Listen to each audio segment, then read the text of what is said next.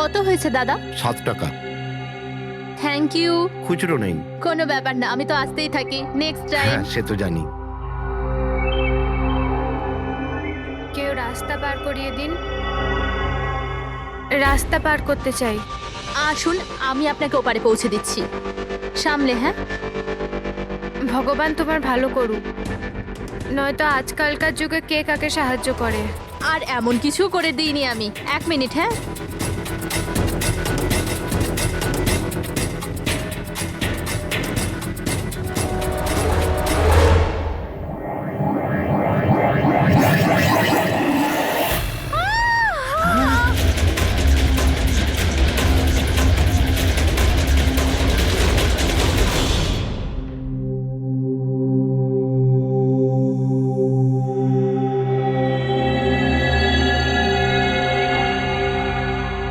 তুমি এখানেই দাঁড়াও। এসো।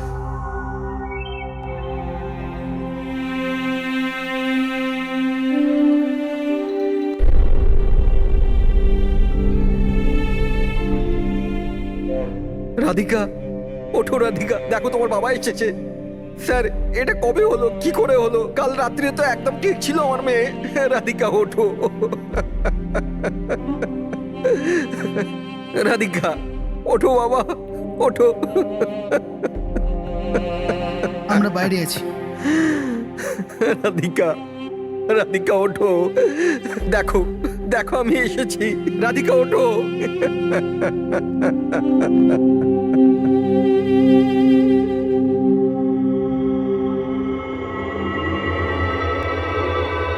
ডক্টর, অ্যাকচুয়ালি কি হয়েছিল? অ্যাক্সিডেন্ট।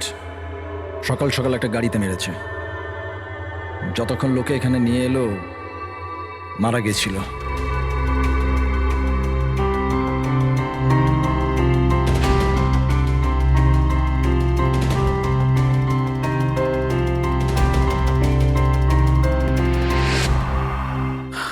রাঘবকে নিয়ে এসো।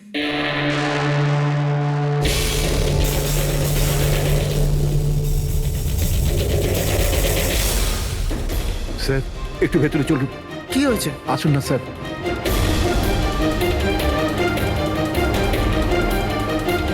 হ্যাঁ? Oh no, doctor.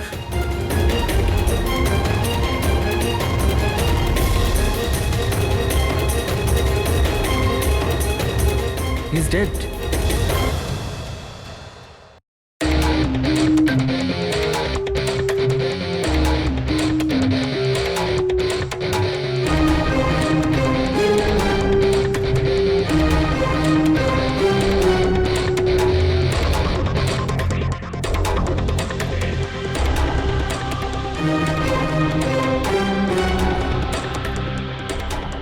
ঘর খুব বাজেভাবে ভেঙে গেছে স্যার।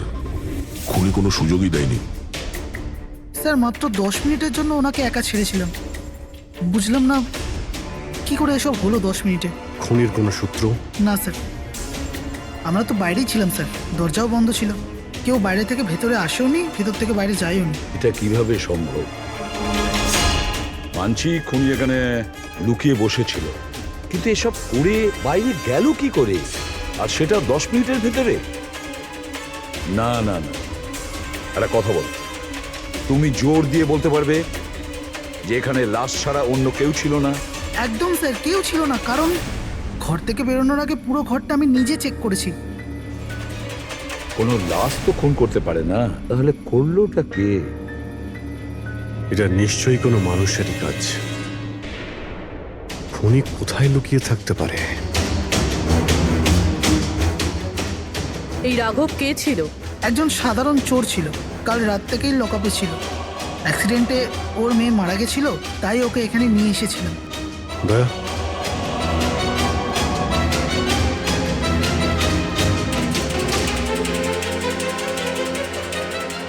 এই যে এখানে তো দরজা আছে। হ্যাঁ, এই দ্বিতীয় দরজার ব্যাপারে আমাদের বলেননি কেন? ইন্সপেক্টর স্যার, এই দরজাটা তো বরাবরই বন্ধ থাকে, না এটা কখনো খোলা হয় না এটা ব্যবহার করা হয়। ইনফ্যাক্ট আমরা তো এর ব্যাপারে ভুলেই গেছিলাম। তোমরা ভুলে যেতে পারো, কিন্তু খুনি খুব ভালো করেই দরজার ব্যাপারে জানতো। চলো এগিয়ে দেখি কত দূর যাওয়া যায়।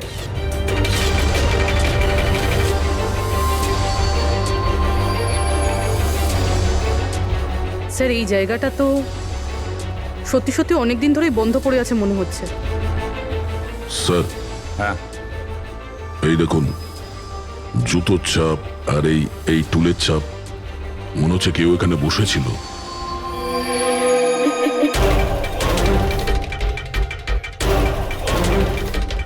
স্যার হ্যাঁ স্যার এইদিকে যাওয়ার একটা রাস্তা আছে।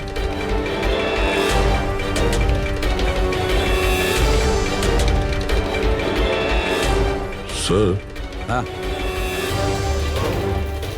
স্যার এখানে সিমেন্টের প্লাস্টারের কাজ চলছে। হ্যাঁ এই সিমেন্টটা ভিজে রয়েছে, এখানে কোনো চিহ্ন না রেখে কেউ যেতেই পারবে না স্যার। আর এত বড় লাভ কেউ দিতেও পারবে না। সেটাই তো। স্যার এরকমও তো হতে পারে যে উনি অন্য কোনো রাস্তা ব্যবহার করেছে। হ্যাঁ কিন্তু সেটা কোথায়? স্যার স্যার দরজা।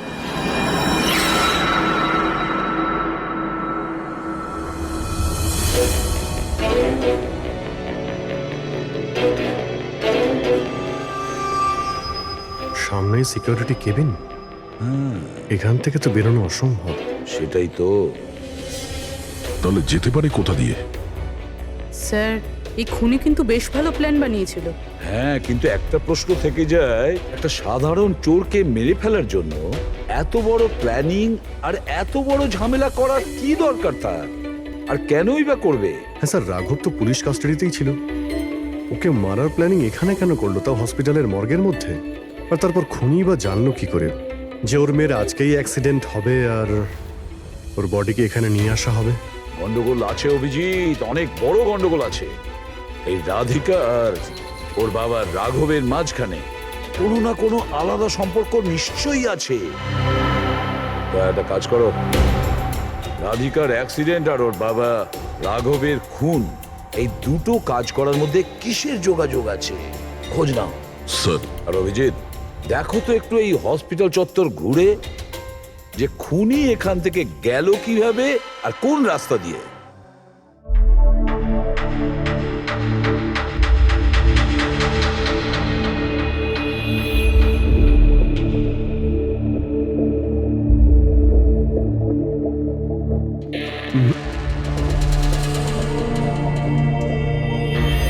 এই জানালা দিয়েই যে খুনি বাইরে বেরিয়ে এসেছে তা তো মনে হচ্ছে না। হ্যাঁ স্যার, কেননা এখানে মাটিটা তো ভেজা রয়েছে। যদি এখান থেকে লাফিয়ে বাইরে আসে তো কোনো চিহ্ন বা কিছু তো থাকতো। সেটাই তো।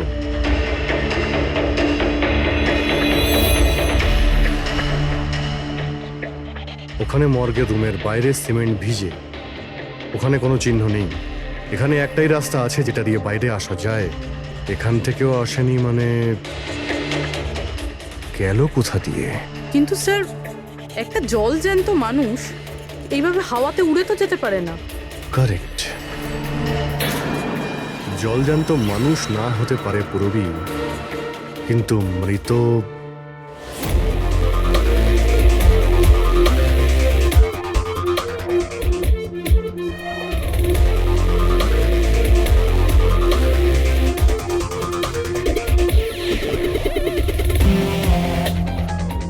স্যার এই মেঝেতে যে জীবাণুনাশক কেমিক্যাল স্প্রে করা হয়েছে এর ওপর জুতোর ছাপ রয়েছে। মানে খুনি যদি রাঘবকে খুন করে এই দরজা দিয়ে বাইরে বেরিয়ে যায় তাহলে তার কেমিক্যাল লাগা জুতোর চিহ্ন ওখানেও থাকা উচিত। এখানটায় দেখো তো।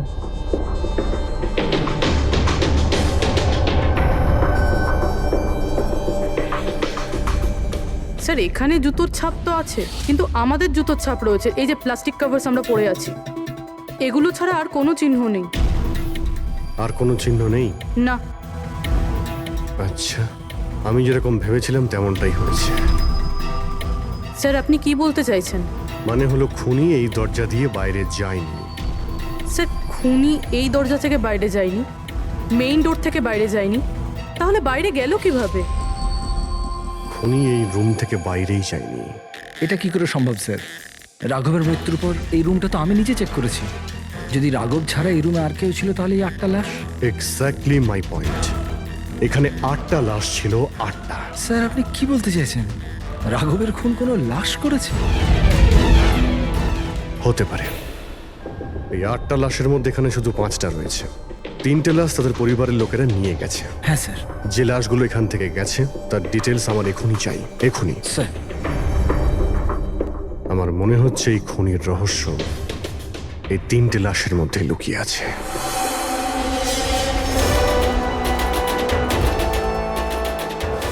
ওই অ্যাক্সিডেন্টটা এখানে হয়েছিল। ওই চায়ের দোকানদারকে জিজ্ঞাসা করি, হতে পারে কিছু দেখেছে। আচ্ছা দাদা, আজ সকালবেলায় এখানে একটা অ্যাক্সিডেন্ট হয়েছিল, কিছু বলতে পারেন সেটার সম্বন্ধে? সাহেব, উনি এখানে পাশেই কাজ করতেন। উনি রোজ চা খেতে আমার এখানে অবশ্যই আসতেন। আজকেও চা খেয়ে উনি আমার এখান থেকে বেরোচ্ছিলেন, এমন সময় অ্যাক্সিডেন্ট হয়ে গেল। সাহেব, কিছু বুঝতেই পারলাম না ওই গাড়িটা কোথা থেকে এখানে এলো আর ওকে ধাক্কা দিয়ে গেল। গাড়ির নম্বরটা দেখেছেন আপনি? সাহেব, সবকিছু এত তাড়াতাড়ি হয়ে গেল, নাম্বার দেখার সুযোগই পাইনি। আচ্ছা, গাড়িটা কি ছিল দেখেছিলেন? সাদা রঙের বড় গাড়ি ছিল স্যার। ও একলা ছিল না ওর সাথে অন্য কেউ ছিল? এসেছিলেন তো একা একাই। না স্যার, ও একা ছিল না, ওর সঙ্গে আরেকটা মেয়ে ছিল যে অন্ধ ছিল, আর রাধিকা দিদি তাকে রোড ক্রস করাচ্ছিল যখন অ্যাক্সিডেন্ট হয়েছে। ওই মহিলাটা দেখতে পেতেন না? তাহলে ওরও চোট লেগেছে। কোথায় গেছে ও? সেটা তো জানি না স্যার, অ্যাক্সিডেন্টের পরেই ও উধাও হয়ে গেল। স্যার, আমার মনে হচ্ছিল যে ও নাটক করছে। প্রথমে তো ঠিকঠাকই দাঁড়িয়েছিল, তারপর দিদিকে দেখে ও সাহায্য চাইলো। এটা হতে পারে যে ওই মহিলা যে কোনোভাবেই হোক রাধিকাকে মাঝ রাস্তায় নিয়ে যেতে চেয়েছিল, সেই কারণেই ও চা খাওয়ার জন্য অপেক্ষা করছিল, আর সবাইকে ছেড়ে ও ওর কাছেই সাহায্য চেয়েছে। রাধিকা ওই মহিলাটিকে নিয়ে ডিভাইডারের কাছে যাওয়ার পরেই মহিলাটি গায়েব হয়ে গেছে। তারপরে ওই গাড়িটা রাধিকাকে মেরেছে। তার মানে এটা কোন অ্যাক্সিডেন্ট নয়, খুন? এখন তো এরকমই কিছু মনে হচ্ছে। কিন্তু স্যার, কেউ রাধিকাকে কেন খুন করবে? সেটাই তো জানতে হবে। রাঘব আর রাধিকার এই দুজনের মৃত্যুর কারণ কিছু বুঝতে পারছি না। রাঘব, এক মিনিট, এই রাঘব জেলে ছিল, আর ওখানে ওকে কেউ মারতে পারতো না। আর রাধিকাকে মেরে রাঘবকে সেখানে পাঠিয়েছিল যেখানে ওকে মারার ব্যবস্থা করেছিল, মর্গ। এক্স্যাক্টলি। কিন্তু স্যার, রাঘব তো একটা সামান্য চোর ছিল, ওকে মারার জন্য এত বড় প্ল্যানিং? ফ্রেডি নিশ্চয়ই এই মামুলি চোরের কাছে এমন কিছু ছিল যেটা মামুলি নয়। আচ্ছা, কালকে এখানে ডিউটিতে গেছিল? আমি ছিলাম স্যার, আর আমার সাথে এই 2 কনস্টেবল। আমরা রাঘবের পুরো ডিটেলস চাই। আচ্ছা, এটা বলুন যে ওকে কোন অপরাধের জন্য গ্রেপ্তার করা হয়েছিল? আমরা ওকে গ্রেপ্তার করিনি, কাল রাতে ও নিজেই এখানে এসেছিল। নিজে এসেছিল? আমরা ওকে গ্রেপ্তার করিনি, কাল রাতে ও নিজেই এখানে এসেছিল। নিজে এখানে এসেছিল? আমি স্যারের সঙ্গে টাকার কথা বলছি, তুই আমাকে ইনফরমেশনটা বল। বল। না, আমি এখন বড়বাবুকেই বলবো। এটা বল, স্যার কোথায়? তুই আমাকে বল না। না, আমি স্যারকেই বলবো। কুশল, কিসের তর্ক বিতর্ক চলছে এখানে? নমস্কার স্যার। রাঘব, তুই এখানে কি করছিস? স্যার, রাঘব বলছে ও অনেক বড় ইনফরমেশন নিয়ে এসছে। আচ্ছা, ঠিক আছে, ওর কাছ থেকে ইনফরমেশন নিয়ে নাও। কিন্তু স্যার, ও টাকা চাইছে।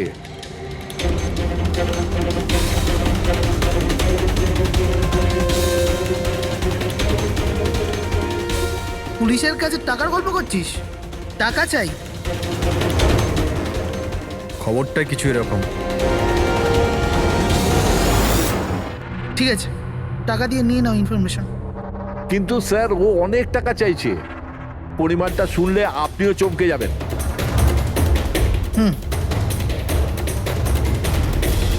বল, কত দাম তোর ইনফরমেশনের?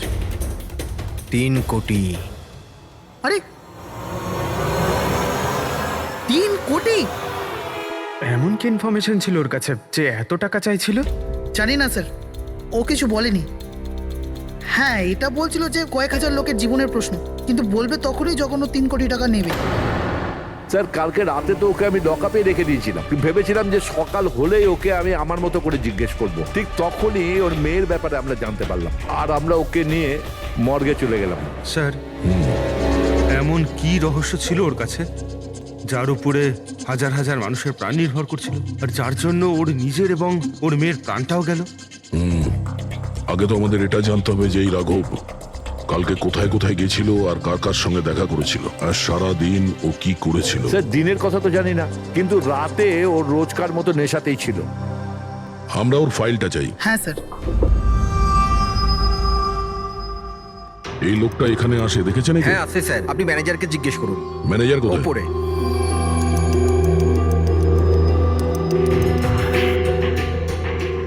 ম্যানেজার? ওই দেখুন ম্যানেজার। আমরা সিআইডি থেকে আসছি। এই লোকটা কাল এখানে এসেছিল? স্যার এ তো রাঘব, এ সবসময় এখানে আসে। এই লোকটা কাল রাতে এখানে এসেছিল কিনা? হ্যাঁ স্যার, কাল রাতে এসেছিল, আর কাল মোটামুটি 11টা অব্দি এখানেই ছিল। ওর ব্যবহার কেমন ছিল? সবসময়ের মতো চিন্তায় ছিল। চিন্তিত ছিল? কিছু বলেছিল? কি কারণে চিন্তিত ছিল? জুয়া খেলে খেলে একেবারে ধারে ডুবেছিল। স্যার আমাদের এখানেও প্রায় 5,000 টাকা ধার নিয়েছে। কালই বলেছিলাম ওকে, যদি পুরনো টাকা না দাও তাহলে এখানে কোনো খাওয়া দাওয়া পাওয়া যাবে না। তখন ও কি বললো? বলেছিল মিটিয়ে দেবে, কিছু নতুন কাজ করতে যাচ্ছিল। নতুন কাজ? কি কাজ? সেটা বলেনি স্যার। ঠিক আছে, থ্যাংক ইউ। স্যার এই এই রাঘব এমন কি কাজ করতে যাচ্ছিল যে ওর সব ঋণ শোধ হয়ে যেত? আর পুলিশ স্টেশনে গিয়ে বলেছিল যে ওর কাছে বিশেষ একটা ইনফরমেশন আছে, 3 কোটি চেয়েছিল তার জন্য। যাই ঘটেছে রাঘবের এখান থেকে বেরোনোর পর আর পুলিশ স্টেশনে যাওয়ার আগে জানার চেষ্টা করি যে রাঘব এখান থেকে বেরোনোর পর কোথায় কোথায় গেছিল।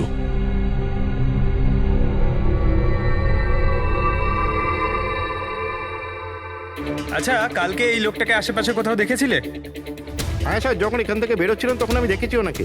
তারপর কোথায় গেলেন আমি কিছু জানি না। আচ্ছা, এখান থেকে ও হেঁটে গেছিল না? হ্যাঁ স্যার, শুধু হেঁটেই গিয়েছিল, পুরো নেশা করেছিল। ওইদিকে কোথায় গেল স্যার? নেশা অবস্থায় হেঁটে গেছে তো বেশি দূর যায়নি। চলো দেখি। Thank you. ঠিক আছে স্যার।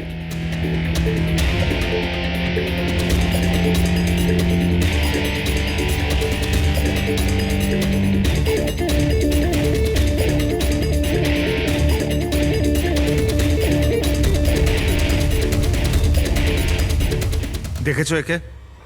হ্যাঁ স্যার দেখেছি, একটু এগিয়ে যে গলিটা আছে না, ওখানেই যাওয়া আসা করে।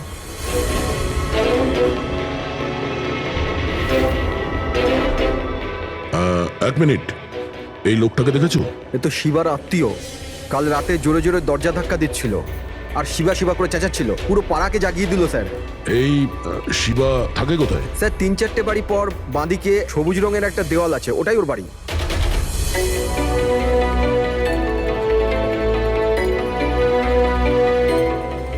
তালা লাগানো আছে, খুলতে হবে।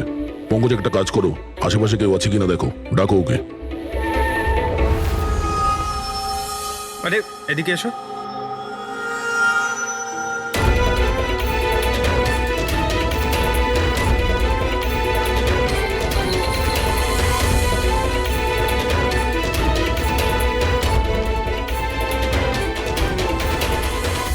মনে হচ্ছে ঘর খালি করে ও পালিয়ে গেছে এখান থেকে।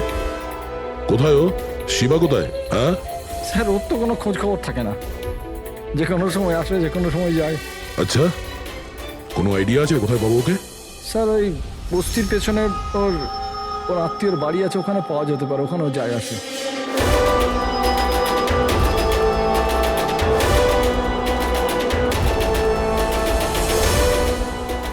এই বাড়িটা।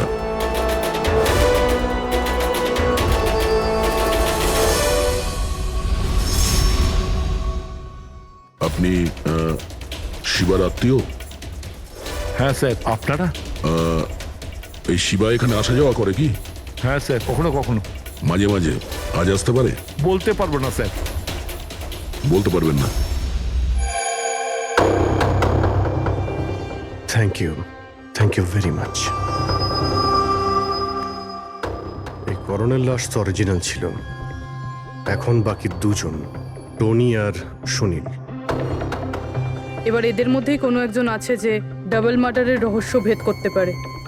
এই টনির ডেথ সার্টিফিকেট দিয়েছে ডক্টর বিক্রান্ত।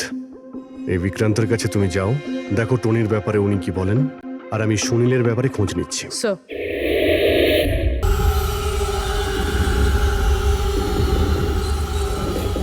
রবি,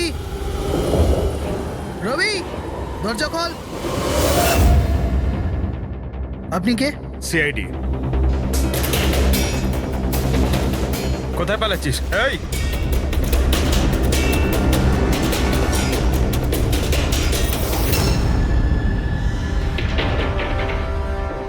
চল। স্যার আপনারা আমার পেছনে কেন পড়ে আছেন? আমি কিছু করিনি, আমাকে মারবেন না। দেখুন আমি চুপ। এখন এটা বল, ওই রাত্রে রাঘব যখন তোর বাড়িতে এসেছিল তখন কি হয়েছিল? স্যার আমি রাঘবকে নিয়ে গেছিলাম মালাডের কমল সোসাইটিতে। ও চুরি করতে গেছিল, তাই ও একটা বাড়িতে ঢুকে পড়লো, কিন্তু আমি জানতাম না ও কোন বাড়িতে গেছিল। আমি ওখানেই মোটরসাইকেলে ওর জন্য ওয়েট করছিলাম। কিছুক্ষণ পর ও যখন এলো তো ও অবাক হয়েছিল, বলছিল যে ভেতরে ও কিছু পেয়েছে। কি পেয়েছিল? ও ওখানে বোম। কি? আমি ওকে বলেছিলাম যে এই কথাটা আমরা পুলিশকে বলে দিই, কিন্তু স্যার ও নিজের লোভ সামলাতে পারলো না, তো ওর স্বার্থ সিদ্ধি করার চেষ্টা করলো। ব্যাস স্যার, এর বেশি আমি কিছু জানি না। যদি তুমি কিছু না করো তাহলে তুমি পালাচ্ছিলে কেন? স্যার ওই রাঘব আর ওর মেয়ের মৃত্যুর খবর শুনে আমি ভয় পেয়ে গেছিলাম, শুধু আমার আর আমার পরিবারের প্রাণ বাঁচানোর জন্য পালাচ্ছিলাম। স্যার হয়তো সেই জন্যই বলছিল যে হাজার হাজার লোকের জীবনের ব্যাপার। আর যদি সত্যি রাঘব ওখানে বোম পেয়ে থাকে তাহলে এটা তো খুব সাংঘাতিক ব্যাপার।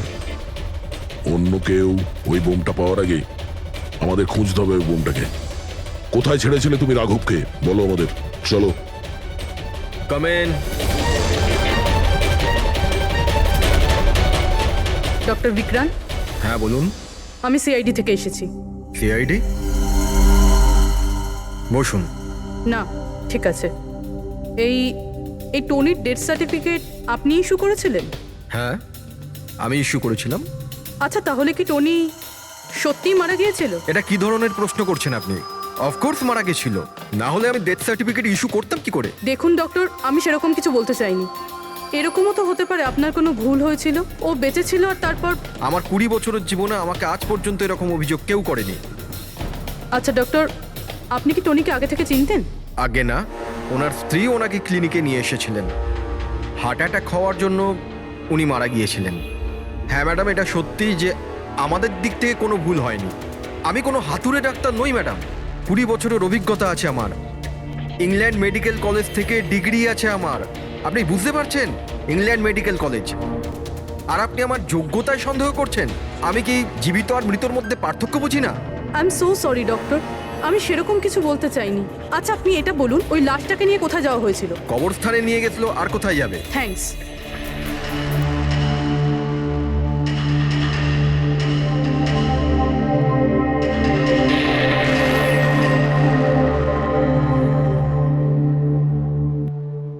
হ্যাঁ পুরবি, কি জানতে পারলে?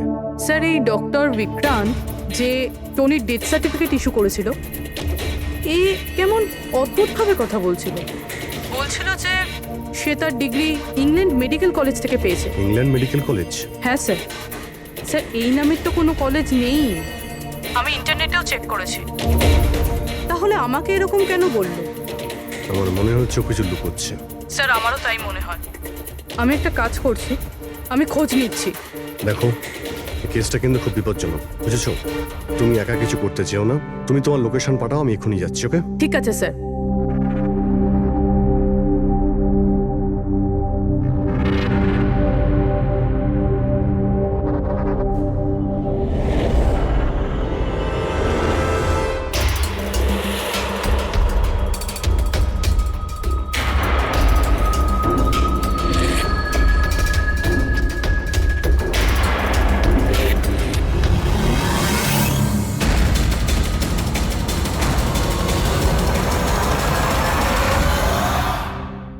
শিবা বলল যে ও রাঘবকে এখানেই ছেড়েছিল।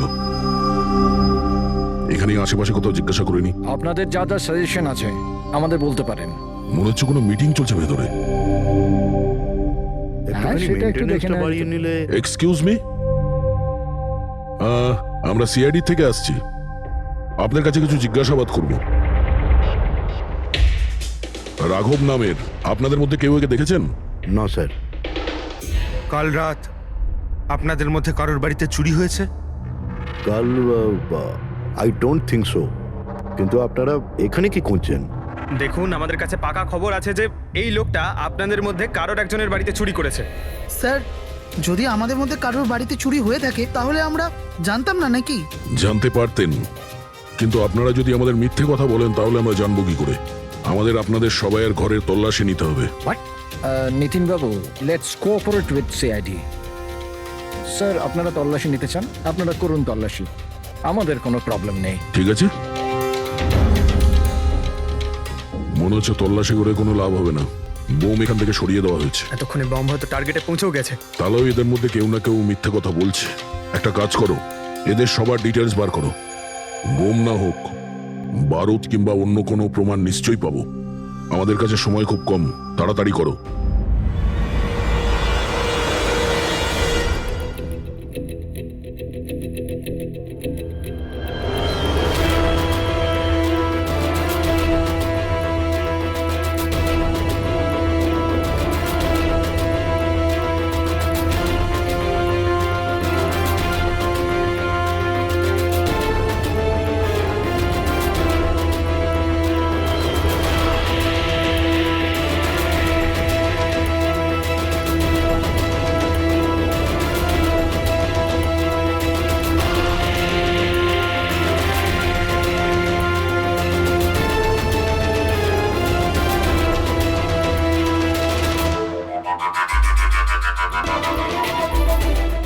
কফিন?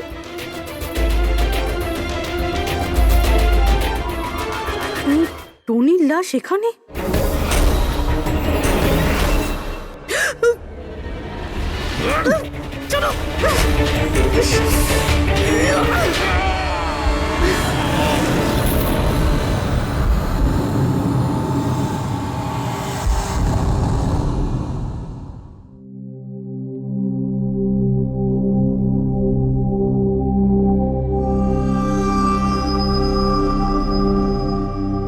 হ্যাঁ পঙ্কজ, স্যার, বমের ব্যাপারে কিছু জানতেই পারছি না স্যার। যে কটা লোককে আমরা সন্দেহ করছি না, প্রত্যেকটা লোকের ঠিকুজি খুঁজে বের করো খুব ভালো করে। হ্যাঁ দয়া, এই ব্যাপারে কিছু খুঁজে পেলে? স্যার, ওর কেস ফাইল থেকে তো পাচ্ছি না, তবে পুলিশ ডেটা থেকে পাচ্ছি স্যার। আচ্ছা, কাল রাত্রে কেউ পুলিশ ডেটাবেসে এন্ট্রি করেছে স্যার। এই দেখুন, রাত 3:30-র সময় সিস্টেমের ফায়ারওয়াল 15 মিনিটের জন্য বন্ধ ছিল। মানে স্যার, কেউ এই সিস্টেমটাকে অ্যাক্সেস করার চেষ্টা করেছে আর কিছু ফাইল খুলেছে। কোন ফাইলগুলো? রাঘবের ফিঙ্গারপ্রিন্ট স্যার। রাঘবের ফিঙ্গারপ্রিন্টস? রাঘবের ফিঙ্গারপ্রিন্টস? কিন্তু কেন?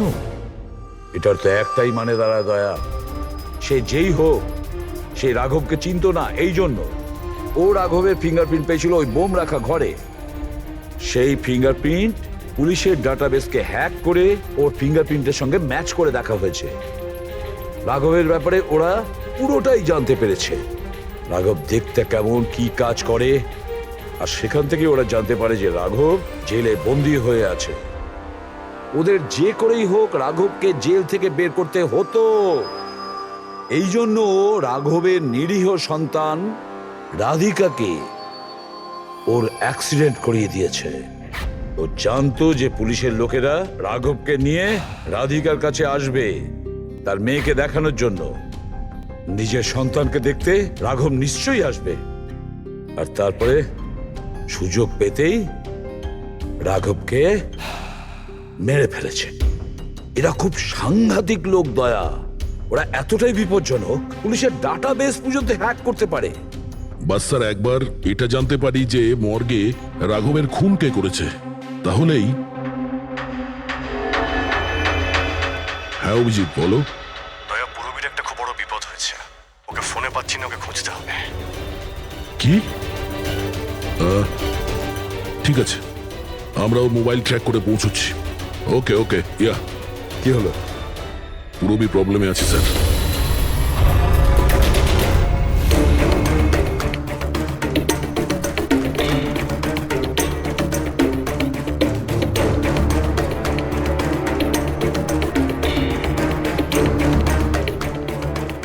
লোকেশন তো এটাই বলছে, চলো।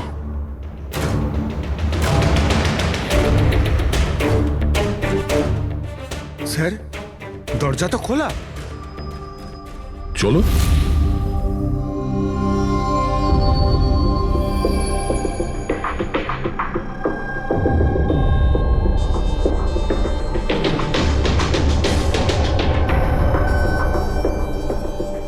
এখানে তো কেউই নেই।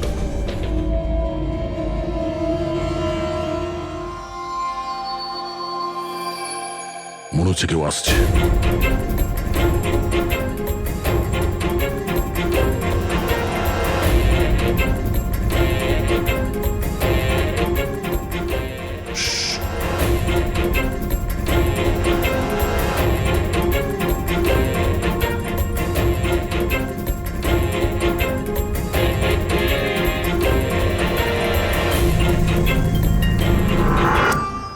অভিজিৎ, তুমি? আমি পুরবীর মোবাইল ট্র্যাক করে এখানে এসেছি। পুরবী কোথায়? পুরবী তো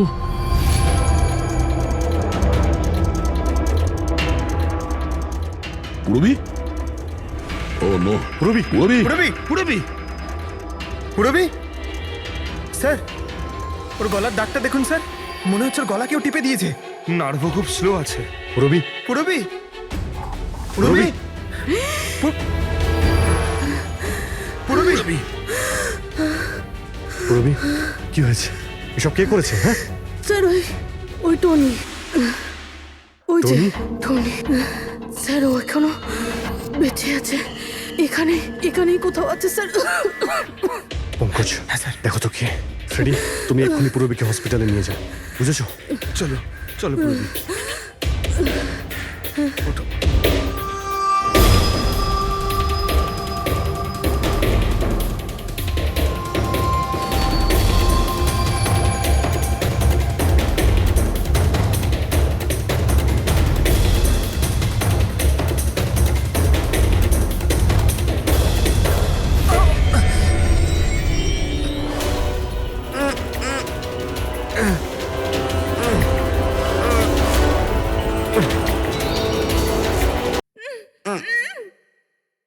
আমার স্বামী। ভয় পাবেন না, আমরা সিআইডি থেকে। সাবধানে।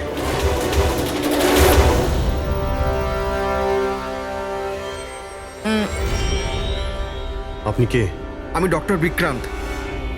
ওরা জোর জবরদস্তি করে আমার থেকে সার্টিফিকেট বানিয়েছিল। আমার বউ ওদের কাছে বন্দি ছিল, ওর প্রাণের ঝুঁকি ছিল। এই,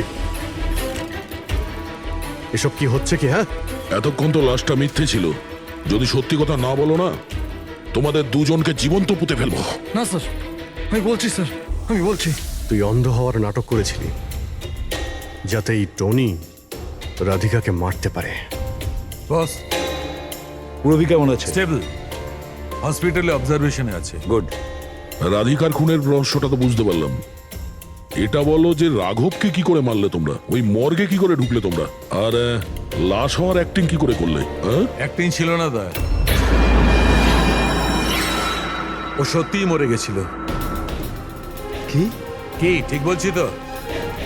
প্রথমে তুমি মরে গেছিলে, তারপর বেঁচে উঠে তুমি রাঘবকে খুন করে দিলে, রাইট? আরে সারুকে কি বলছো সব?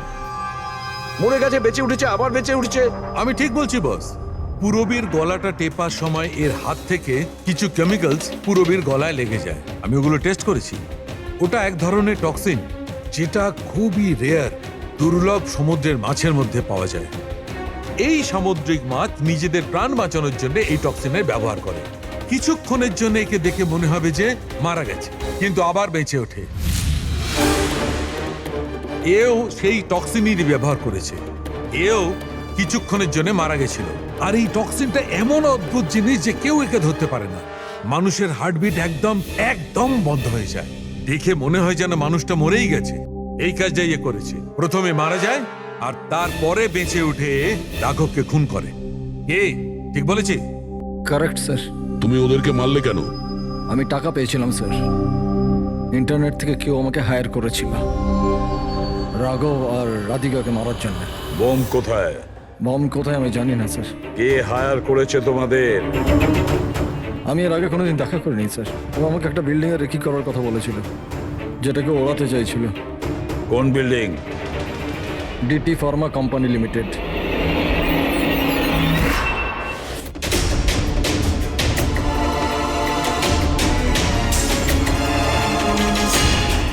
এদিকে শোনো ভাই, এদের মধ্যে কেউ কি এখানে আজকে এসেছে?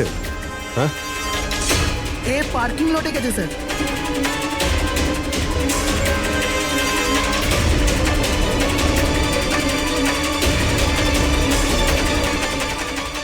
স্যার, এই পার্কিং লটটা তো অনেক বড়, বম খুঁজতে তো কয়েক ঘন্টা লেগে যাবে। আর যদি এখানে ব্লাস্ট হয় স্যার, তাহলে অনেক লোক মারা যাবে। কিন্তু এই বোমটা কোথায়? তাড়াতাড়ি খুঁজতে হবে বোমটা।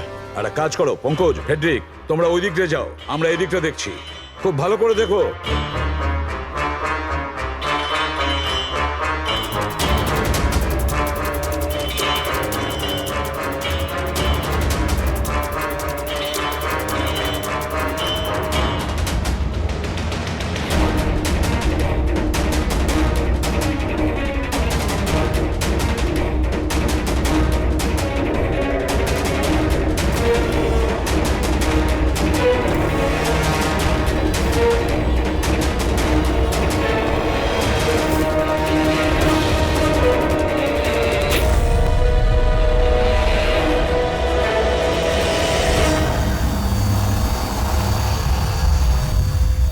নিতিন,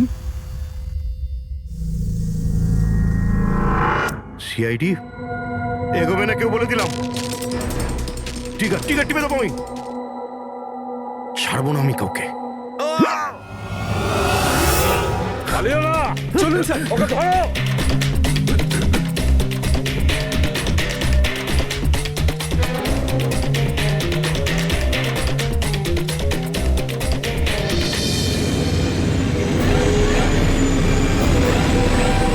খেলা শেষ।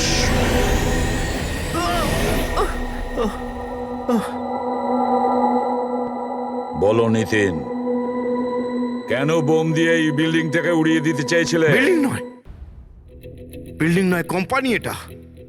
স্বপ্ন আমার, পরিশ্রম আমার।